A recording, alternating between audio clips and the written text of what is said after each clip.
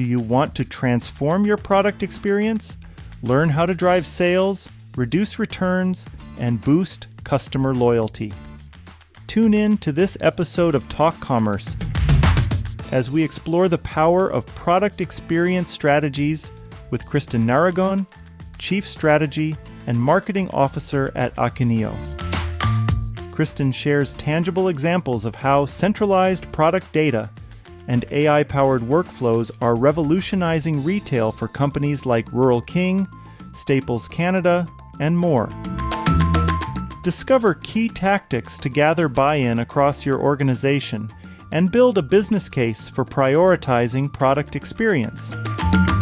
Hear firsthand from Kristin on the impacts augmented reality and generative AI are having on digital shopping journeys. From virtual try-ons to automated content creation, she reveals the latest innovations shaping the future of e-commerce. You can't afford to miss these insights from product experience expert Kristin Naragon. Subscribe now so you don't miss an episode of Talk Commerce. But first, a word from our sponsors. Are you lost in the content creation chaos, struggling under the burden of high costs and complications? Does the thought of regular content posting make you break out in hives? We feel your pain, but don't despair. Your content hero has arrived. Introducing Content Basis, delivering unparalleled content creation and scheduling solutions crafted specifically for your audience and needs. Harnessing the power of AI, we efficiently deliver on-point content every time. Our US-based team meticulously reviews each piece, ensuring authenticity and precision. We value your unique voice and insights. You direct the final shape while we handle ideation to execution. With auto-scheduling, your content always finds its audience. And with bi-weekly check-ins, our strategies sync with your vision. At Content Basis, we're your dedicated ally in the content battlefield. From ideation to posting, we've got your content journey covered. Visit contentbasis.io and say goodbye to content chaos today. That's contentbasis.io. You're listening to Talk Commerce. Subscribe and download at talk-commerce.com. Welcome to this episode of Talk Commerce. Today I have Kristin Naragon from Akeneo. Kristin, go ahead, do an introduction for yourself. Tell us your day-to-day role and maybe one of your passions in life. Ooh, okay. Well, thanks for having me. Yes, my name's Kristin Naragon, and I'm the Chief Strategy and Marketing Officer here at Akeneo. We're the product experience company. We're a software company that has a product cloud offering at the core as a PIM. And I've been here for, goodness, it'll be 4 years in February, so next month. And a passion that I have, well, I just have to say the passion that I have is two. So one is my kids, who I adore and don't get enough time with. And the other is fitness. And right now, the thing I can fit in is my Peloton. So love my Peloton. Awesome. All right, good. All right. So before we get into talking more about exercise and Peloton and what's your goals for this year, what we're actually going to talk about is your product experience cloud, and AI and PIMs and things like that. But before we do that, I would like to tell you a joke, and then all you have to do is say, should this joke be free, or do you think at some point we could charge for it? So here we go. There's a special species of birds that is really good at holding stuff together. They're called Velcros. I mean, should it be free, or one day we need to pay for this thing? It's a pretty great joke. Yeah, right. Thank you. I know we had for the listeners, we did have some little technical problems, so that kind of ruined my punchline. But let's move on to actual content. How's that? In the ever-evolving retail landscape, one platform is changing the game, ushering in a retail renaissance that puts relationships at the forefront. Welcome to Endear. Endear is a CRM built for omni-channel brands, empowering them with the consumer data to deliver a personalized, efficient customer experience that drives sales and retention. Imagine a tool that intuitively understands your customers' needs, giving your brand a remarkable edge. Don't believe us? Geronimo from Rebag says, "I've used every CRM from Salesforce down, and Endear is the best one I've found for us." With Endear, your team isn't just selling products and crafting stories that resonate, nurturing connections that last.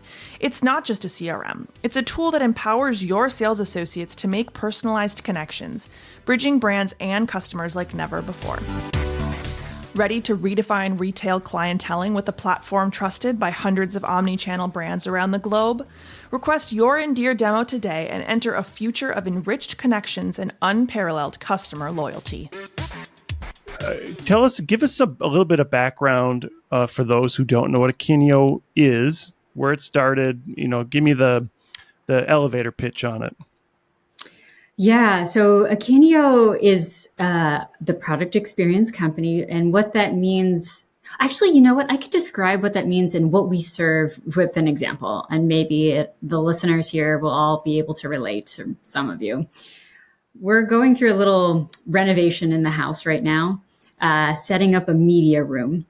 And we have some components already. We have some stereo equipment, but of course we need more. Apparently there are ceiling speakers that are now the new rage that I did not know about. So my husband, in his search for compatible audio-visual equipment, does the normal thing, goes online, goes to different retailers to try to figure out what speakers, what other equipment, what wires are compatible with the stuff that we currently have and will look good and match with everything else. And so, he searches for specific attributes.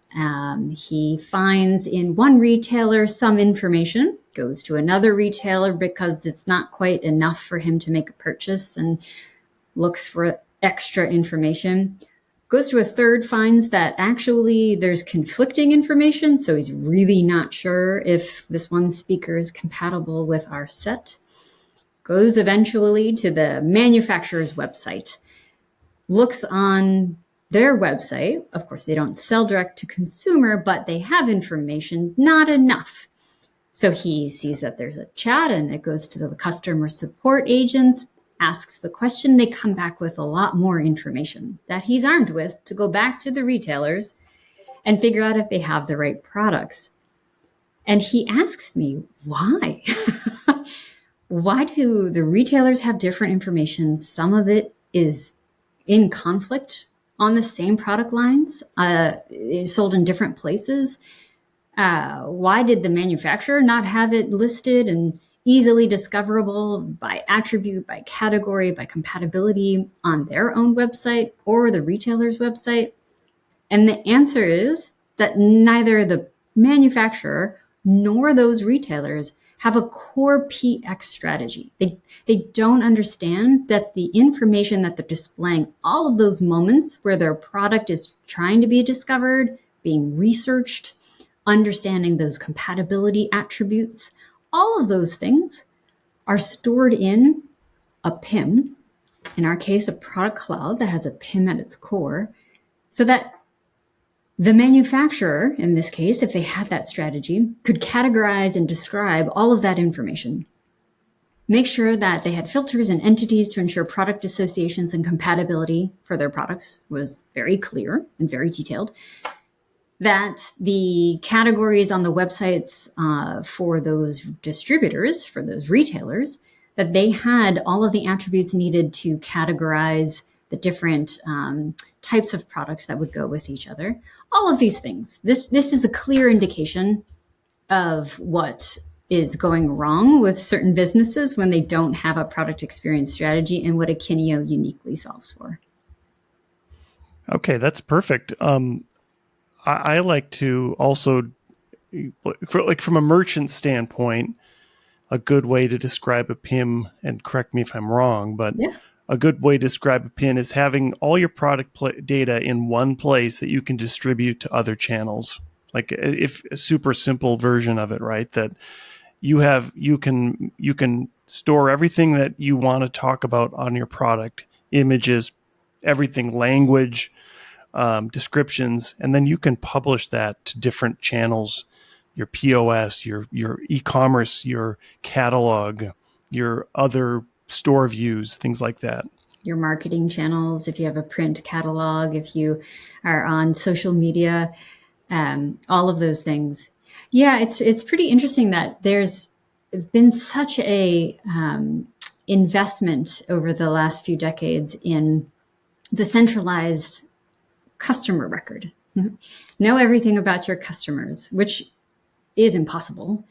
But what is possible, what you can control and what you should be controlling is the product information. Like having that core record categorized, cataloged, complete, enriched to support all of those different destinations where your product information shows up, and you can control that information. You own that information. It's a bit of a lag, I think, in the market, really figuring out how to create amazing customer experiences by delivering on product information thanks to a PIM. Yeah. So, I think I love the term product experience. And I think a lot of businesses just maybe overlook the idea. What impacts have you seen where businesses have adopted this product experience strategy already? What, like looking at businesses that have already done this, what sort of impacts have you seen from their product standpoint? Sure. It's pretty fascinating, actually. And it touches a lot of parts of the business. So overall, the return on investment that we see with our customers, it's pretty crazy, actually. The return on investment for buying a PIM, leveraging the PIM, adopting it inside of your organization with a strategy. We commissioned a Forrester report that yielded back the number for us, and it was 365% ROI, which is pretty outrageous. But if you unpack that, you'll see why. We have a company like Rural King as a customer, and they are retailers of farm equipment and farm supplies in rural America. They increased the portfolio of new products that they sold by 50% by implementing a PIM, which is pretty substantial. They also had a 36% increase in sales during the first Black Friday after fully implementing their PIM. That's also pretty significant. Thanks to the PIM, they were able to, with COVID, they were able to pivot their business model real quickly to online purchase with in-store pickup. And that increased their online, that motion, the sales, by 34%. So this is like huge sales lifts by implementing a PIM. We have Staples Canada that cut their time to market. So when they receive products from their suppliers and then put them on their sales channels, that time to market used to be 24 hours. They do it now in 15 minutes. So the lost sales opportunity of not being able to get your products in market quickly, it's huge, right? Like that's a big impact. We have a fast fashion company in the UK, Boohoo, that can create up to 300,000 SKUs in a single day. This is like rapid product description, enrichment, and then display 300,000 products in a single day. And then on the employee side, imagine that before a PIM or with a PIM that's not well suited for business adoption, we've got people who are doing a lot of workarounds and manual searches and manual completions and sharing of files, the classic Excel spreadsheets. So it's pretty drudgerous work. It's not fun. There's high employee turnover, and there's a lot of wasted time. And so we've got a company called Arkema that saved 2.5 million euros by freeing up 8,557 days of employee time, which is significant. So a really great savings and employee satisfaction and reduced returns, increased sales, faster time to market, a lot of impacts for implementing a product experience strategy. If I'm a CMO or I'm a marketing leader and I know I need a PIM for my e-commerce environment, and let's just say that it's a company that's growing, they're adding multiple channels, but let's just say their CFO doesn't believe in it or doesn't know about it. What do you do to help them understand the need for it and how that benefit? You gave us some good ROI examples, but is there tactics that you can give to your marketing person who knows they need it, but they'll also need to sell it to the leadership team? Yeah, quite a few actually. So we've worked with some companies to make the broader case for impact on the business. So for sure, the marketing department, the people in charge of positioning the products are absolutely a stakeholder here. But if that person also goes and finds the head of IT, right, the CIO, the CTO, and if that CIO, CTO has a broad view of the different stakeholders and what those activities are that they're doing in their silos. So let's say the IT team is getting requests from the e-commerce team. They're getting requests from the marketplaces team, the team that is distributing to third-party retailers and distributors, all with similar pain points around, help me to consolidate this data, help me to map all of these sources, like from the ERP system or from different suppliers, and put them into one single place so that I can get it to my siloed channel. That's another stakeholder, that CIO, CTO, that's going to benefit from reduced friction and accelerated time to market by implementing a PIM. So it's gathering stakeholders. And if you have multiple brands, multiple departments, all of those stakeholders have a PIM problem. If there are products to sell, there is a PIM that's needed. I would say the first thing is really gathering all of those various different stakeholders that you can find to help bolster the case. That's one. To absolutely leverage some of those ROI reports that we have. We also have a product experience strategy self-assessment tool that you can take free at Akeneo.com. And that also helps to build the case for where you are in your product experience strategy journey, let's say, and what you could do, like quick tips and tricks, rich tips and tricks, I'd say, to increase and improve that PX experience and the impact it'll have on the business. I like where you went there. I think that a lot of times all the C-level people don't quite, maybe they don't understand the intricacies of what a marketing team wants, what the technology team wants. What do you tell them? Do you have a strategy to help build the bridge between the technology team and the marketing team to help them understand some of those cost savings? Yeah, I honestly, a lot of it lies in those examples from our customers. And so we do have, depending on the stakeholder, a lot of different examples of champions from our customers from different parts of the organization who benefited from implementing. So we have a well-known B2B company, primarily B2B company. They have heavy equipment. They manufacture and sell heavy equipment, a lot of it for farming, a lot of it for construction and manufacturing. And they also had a smaller but higher growth consumer business. And you imagine all the different stakeholders there. There's the reseller business, there's the parts and fitment business, there's the new product manufacturing business, there's the consumer business, lots of different stakeholders. And they needed to have content for Instagram. They were moving into making sure they had product information on Instagram so that they could not only reach consumers, but also show in context a more friendly experience to businesses as well. And we have those stakeholders coming together to say, hey, this is a chaotic, time-consuming drag on our business.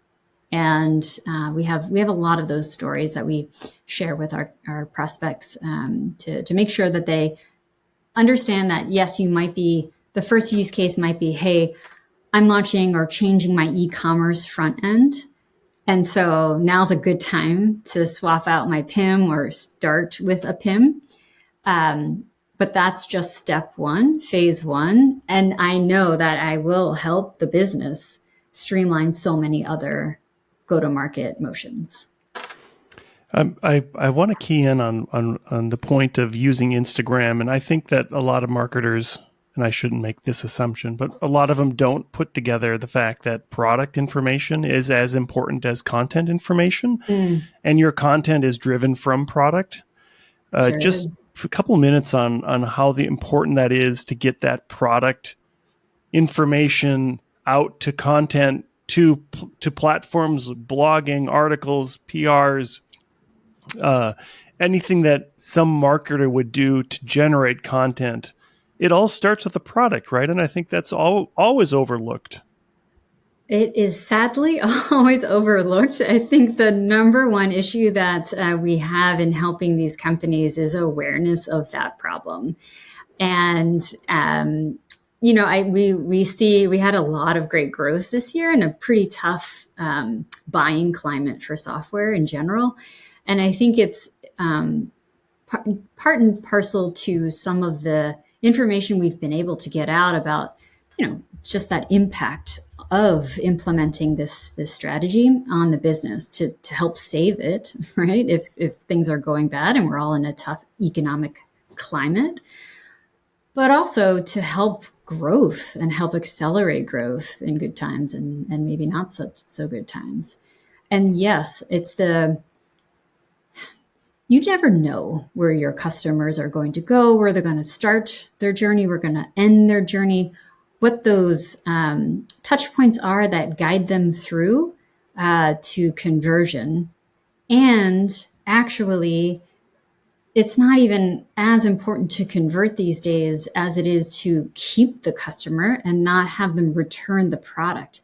The impact of product returns on a company as well as the environment is just, it's devastating. It's devastating for all of us. And so making sure that the product information that is displayed along that journey, no matter where those customers happen to go and look, making sure it's consistent, making sure that it's complete, so that, like my husband who's going and shopping, if he buys this, a wire to connect the dots here for our media room, and it actually isn't compatible, he's returning that. And he had a bad customer experience. He might not ever go back to that retailer because it all could have been solved with this product information solution.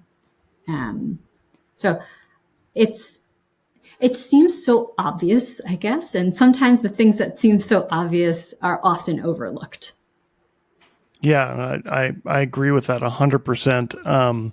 So it's one of the things that we've been talking about last year, and I don't know if your listeners if our listeners were aware, but there's this thing called AI that's come out. Oh, yeah. And I'm sure that it's crossing paths with other technology in our industry.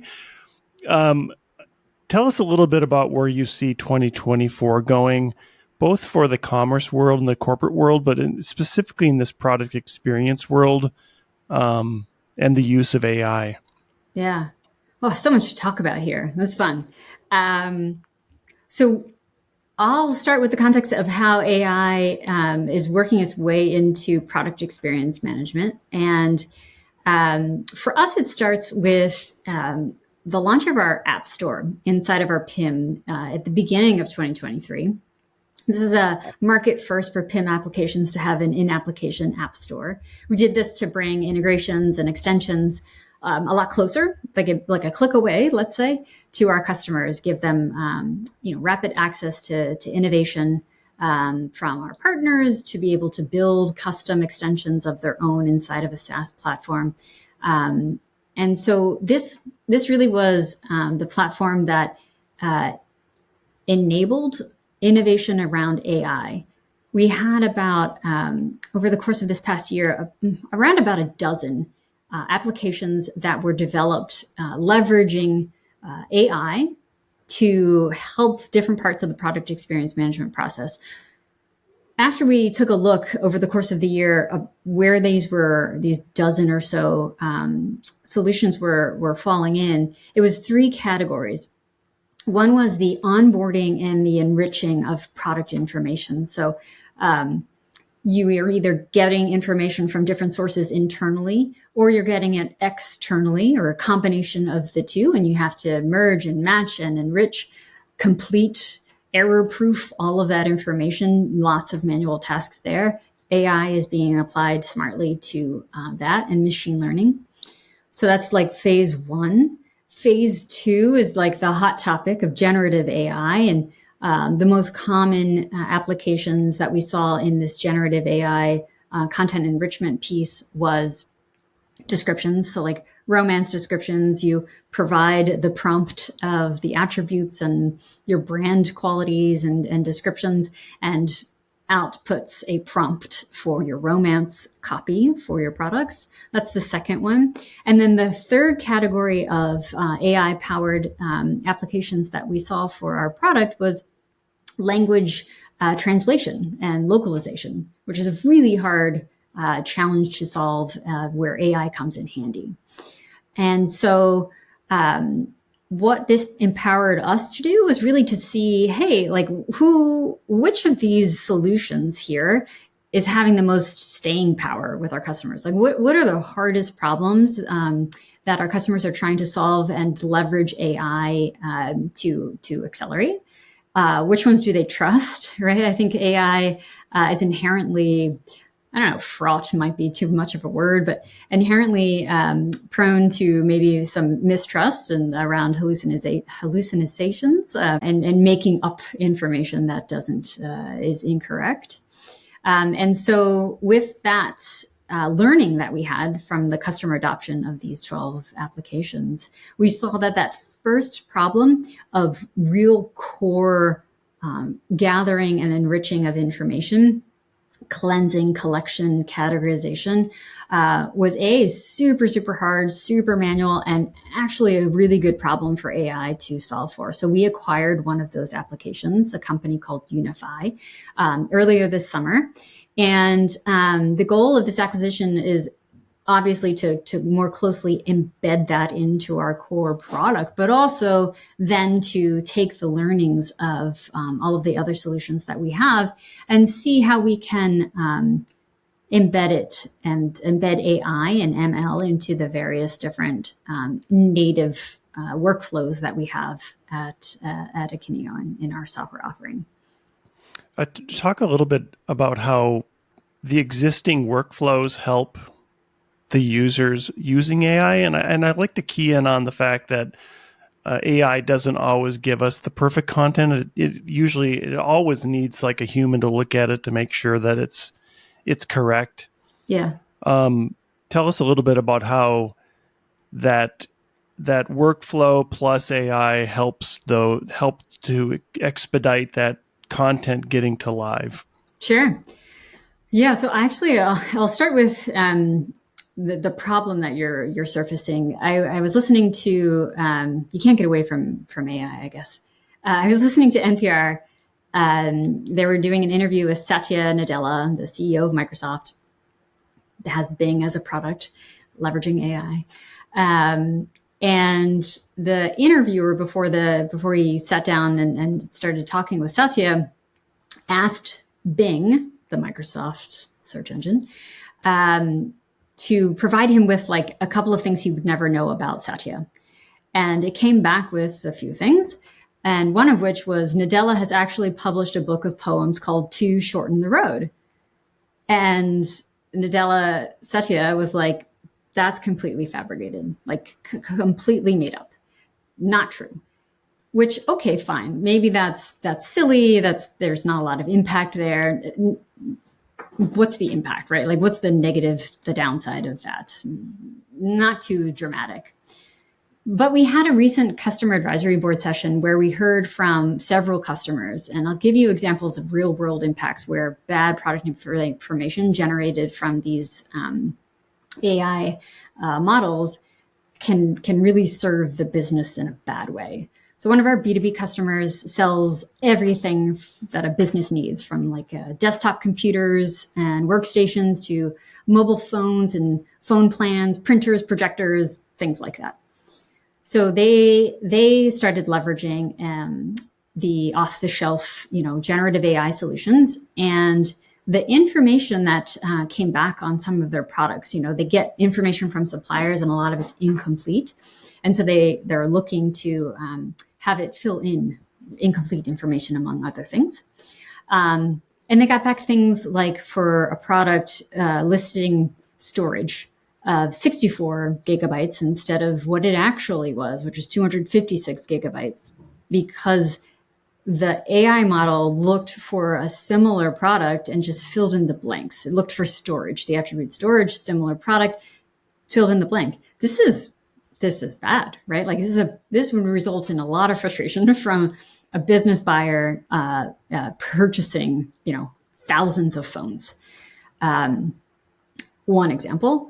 A really much more, let's say, human impact was from a company that is a chemical distributor company. So big manufacturing of different types of chemicals, selling of different types of chemicals for healthcare industry, for manufacturing industries. So they also used an off-the-shelf model and started reviewing right before they implemented it. The recommendations that were provided to fill in those blanks, create the content, they would have probably gotten sued by putting that out there in the marketplace, but also it would have most probably resulted in death, right? Like mixing the wrong chemicals is not, it's bad. And so the impacts here for businesses and getting this wrong and trusting AI is hard, right? Like it's pretty darn significant. It's not, like a silly made up anecdote about, a famous person. And so what we have also noticed is that when you incorporate the AI and the models into a workflow that allows for ease of checking with employees, humans, right? Like introducing a checking system, which is what we have with Unify, right? So the combination of the product of Unify has built in native, basically a checkpoint in every single workflow that we have now to make sure that you can check a certain amount, a certain percentage, let's say, of the information that came in, and then it pulls off a few more for you to check, right? So it might be uncertain about a few, and then it pulls in a few more in order for them to really reinforce the model.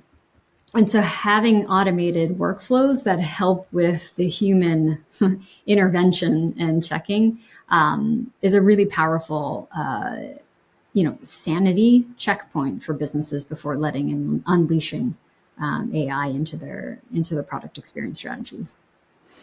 And just keying in on the workflows a little bit, again, the workflows are customizable inside of Akeneo, right? You can add, remove to the workflow. They're highly customizable. They, especially in the, so all around, right? So who can have access to it? What parts of the product record are allowed to be edited or reviewed or modified in any certain way? So highly customizable for the business need and the sort of business workflows that you have. And in addition, with now this native introduction of AI, those checkpoints that are coming in alongside. Yeah, that's such a great example of why you can't depend on AI. It's sort of like hiring a really good sixth grade writer, right? Who's going to make stuff up if they don't know what they're doing, right? AI can be certainly seen as that, or they could even be that arrogant PhD student who, hey, I don't know this, but I'm not going to be wrong, so I'm going to just throw something out there. I love what you said about the poet, that AI is sometimes going to give you those same type of results, and having that. I like the workflows inside of Akeneo because I love the fact that you can customize it and make it what you need for your team to make it. And you could, having people look at specific items in that process to make sure that that content is number one, it's correct, right? Yes. But then number two is that what the client would like to listen to see as well. Because I think if we do go back to AI and we just start leaning on it completely and letting it run it, pretty soon you're developing content that's for other AI bots to listen to and read about this content that a human doesn't really care about. Right. Exactly. Oh gosh. Yeah. That's so meta. Right. What is the content that we're going to have in the world someday if it's all just generated and fabricated out of nothing? Yeah, good. So, I would like to just kind of close out with I don't want to put you on the spot, but some of the predictions that you see coming up now in this next year. What's the big thing that you think is going to happen in terms of product experience and integration into all these other systems that are out there?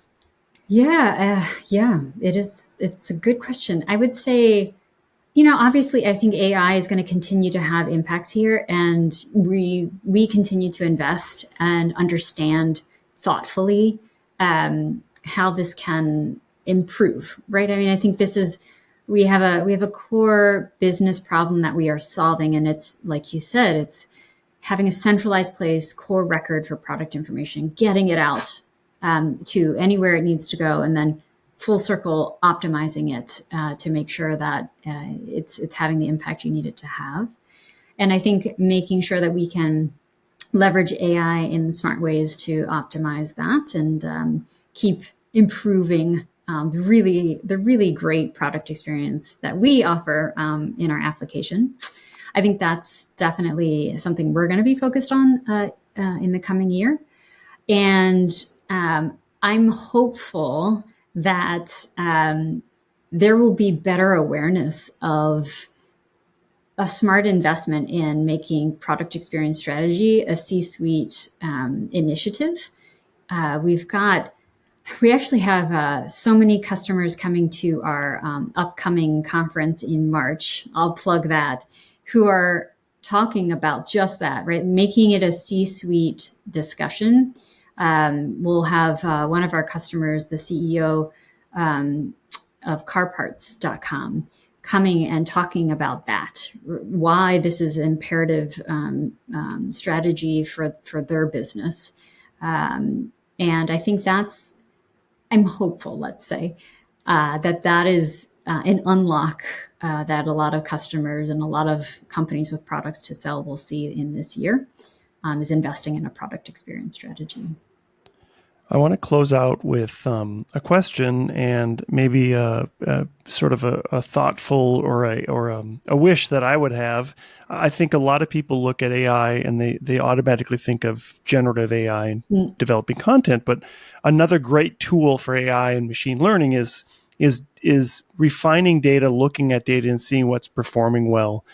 Do you see a complete cycle where somebody would start with their product descriptions inside of Akeneo.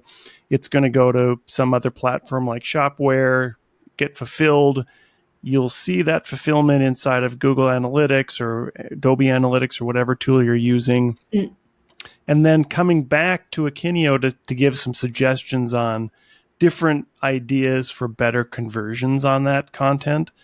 Is that already happening? And B, is that something that you see, that sort of full circle for product experience? Do you see that happening inside of Akeneo? Yeah, you've been listening, I think, to our our strategy pitches inside it's at Akeneo. Yeah, absolutely. So one of the things that we know for certain is that the product experience is driven by much more than what is today solved for inside of a PIM alone, right? A PIM has a very specific application and use case and business need that it's solving for. And we are building around the PIM as part of our product strategy to make sure that all of the components that are served on any given product detail page, and those things include some of what you talked about, like the availability of those products, the price of those products, especially if they change depending on availability or season or whatnot. User-generated content, making sure that you're able to understand how people are talking about your products, and then maybe that also inputs back into your PIM to better describe them in different ways to resonate more with the information you learn from user-generated content. All of those things that show up on a product detail page, that's product information. And it deserves analytics in order to be able to understand that interaction between us as business buyers or consumers, that information, and our purchase and return behavior. And so absolutely, for certain, that's part of our strategy, is to make sure that we can seamlessly connect, ingest, analyze, and provide recommendations for all of those parts of the product information and product experience process. That's awesome. Thank you. And I can't wait to see what's in the future now. It's exciting. So you're going to be at, you're coming up, you have some conferences you're going to attend, and Akeneo is going to be at a lot of those especially this spring as the conference cycle comes around. But tell us, as we close out, I give everybody a chance to do a shameless plug, and I think you're going to plug your conference in March, but tell us what you'd like to kind of end with today. Gosh, we try to be at a lot of places where any type of business buyer or a consumer company is. And so one of the next ones is NRF in January. So we'll be there in full force. We've got a speaking session called The Secret to Decreasing Returns While Simultaneously Increasing AOV, CLV, and overall sales. So definitely a must attend session there at NRF in New York. But then looking ahead into March, absolutely, we have our customer and community conference. It's Akeneo Unlock, and you can register today. We've got a lot of great speakers coming to talk about product experience strategy and prioritizing it. Awesome. And where is that? Actually, we're taking it on tour. We're starting it in March in Boston. And then we go to the UK, Germany, and France in May. Awesome. Yeah, I was looking forward to that trip to Paris. So yeah, we'll still be there. So coming over. It's in May. Lovely time to visit Paris. Kristin, it's been such a great conversation. We could have spent more time on AI, but I'm glad we had a lot of really good talking points on product experience and how important that is. I thank you so much for being here today. Well, thanks for having me, Brent. I've had a lot of fun. As one thing I forgot, as we close out, how did they get a hold of you? And what if they're super interested in Akeneo? What was I thinking? Akeneo.com. It's as simple as that. Please come visit us on our website, and you'll find we have actually a great resource page there, several pages deep on AI for PX. if you want to learn more about what we've learned on how to apply AI in product experience management. Perfect. And I'll put all those in the show notes. Thank you so much. Great. Thank you. Talk Commerce is a production of Content Basis, LLC. For more creative content, go to contentbasis.io.